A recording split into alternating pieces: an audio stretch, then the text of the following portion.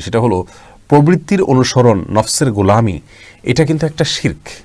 আল্লাহ সুবহানাহু ওয়া তাআলা বলেছেন, আফরাআইতা মান ইত্তাখাযা ইলাহাহু হাওয়া, আপনি কি দেখেছেন সেই লোককে যে তার প্রবৃত্তিকে তার ইলাহ বানিয়ে রেখেছে। অর্থাৎ প্রবৃত্তি যা বলে সে তা করে, প্রবৃত্তির তাড়নায় তাড়িত হয়ে তার নির্দেশনায় নির্দেশিত হয়ে সে চলতে থাকে, সব কাজ করতে থাকে। তো এই জায়গা থেকে আমরা বলতে পারি এই আয়াতের আলোকে যে একজন মানুষ যে তার নফস যা বলে তা করে, যা খুশি খেয়ালে আসে তাই করে, নফসের বিরোধিতা করা, নফসের মোকাবেলা করা, নফসের সাথে আপনার টক্কর দেওয়া, তার বিপরীতে চলার মতো শক্তি যদি কারণ না থাকে, তাহলে বুঝতে হবে তার ভিতরে ঈমানের দুর্বলতা রয়েছে। আমরা কথা শুনবো আল্লাহ এবং তার রাসূল সাল্লাল্লাহু আলাইহি ওয়াসাল্লামের। আমাদের মনে যদি কোনো কিছু নাও চায়, তবুও মনের বিরুদ্ধে জিহাদ করতে হবে। এটাকে বলা হয় নফসের বিরুদ্ধে জিহাদ।